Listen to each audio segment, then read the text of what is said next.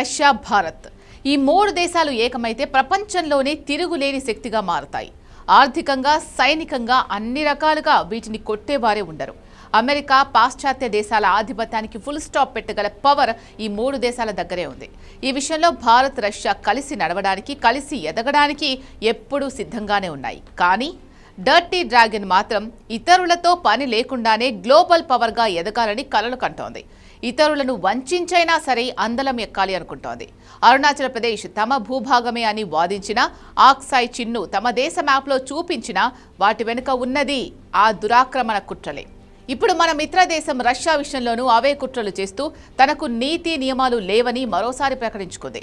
ఇంతకు Bharat, Russia భూభాగాలపై China ఎందుకు కన్నేసింది? ఆ కుట్రలను తిప్పికొట్టాలంటే ఈ రెండు దేశాలు ఏం చెయ్యాలి?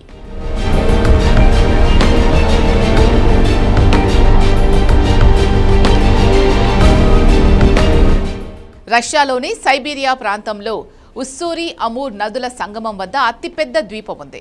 దీన్ని బోల్షోయ్ ఉస్సూరిస్కీ ఐలాండ్గా పిలుస్తారు. 150 ఏళ్లుగా ఇది రష్యాలో అంతర్భాగంగా కొనసాగుతోంది. ఇటీవల ఈ ద్వీపంపై చైనా కన్నేసింది. ఈ ద్వీపాన్ని ఆక్రమించాలని ప్లాన్ చేస్తోంది. దీనిపై ఇటీవల రష్యా నిఘా సంస్థ ఎఫ్ఎస్బి 8 పేజీల నివేదికను అందజేసింది. ఆ నివేదికలో చైనాను శత్రువుగా పేర్కొంది. 2023లో చైనా పర్యావరణ మంత్రిత్వ శాఖ విడుదల చేసిన మ్యాపుల్లో ఈ ద్వీపం పూర్తిగా చైనాదే అని పేర్కొనడమే కాకుండా ఆ దీవి పేరును మార్చేసింది. అంతేకాదు రష్యాలోని తూర్పు నగరం వ్లాడివోస్టోక్ కూడా తమ భూభాగమే అని చైనా పర్యావరణ మంత్రిత్వ శాఖ మ్యాప్ స్పష్టం చేస్తోంది.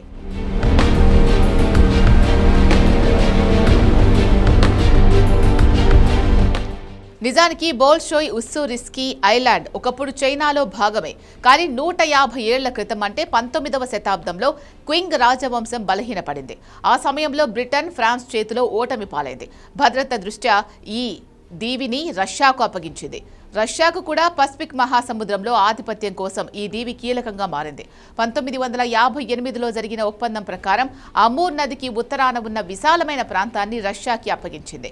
1860లో మరో వార్లో చైనా ఓడిపోవడం, పాశ్చాత్య దేశాలకు రష్యా సహకరిస్తుంది అనే భయంతో ఒక ఒప్పందం చేసుకుంది. ఈ రెండు ఒప్పందాల ప్రకారం ఈ దీవితో పాటు విశాలమైన భూభాగం రష్యా సొంతమైంది. ఆ వెంటనే రష్యా ఇక్కడ వ్లాడివోస్టోక్ నగరాన్ని నిర్మించింది. ఇప్పుడు ఆ నగరాన్ని కూడా తమదే అని వాదిస్తోంది ఎఫ్ఎస్బి తన నివేదికలో తెలిపింది. కానీ ఈ ప్రాంతంపై కన్నేయడానికి రీజన్ ఏంటి?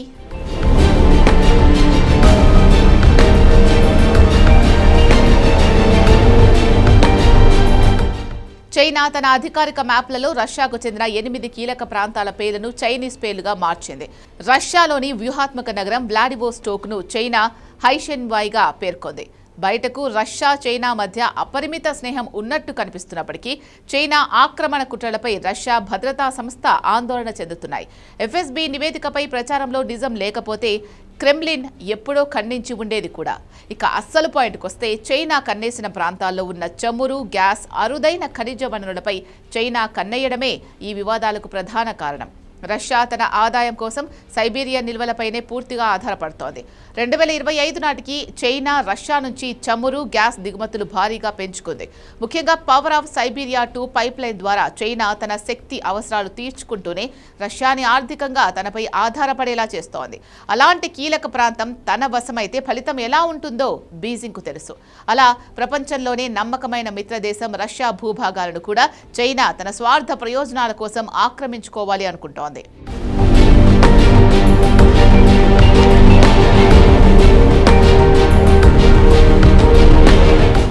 నిజానికి చైనా దురాక్రమణ వ్యవహారం ఇప్పటి వరకు భారత సమస్యగానే ఉండేది. ఎందుకంటే అరుణాచల్, ఆక్సాయ్ చిన్ ప్రాంతాలపై చైనా ఎప్పుడో కన్నేసింది.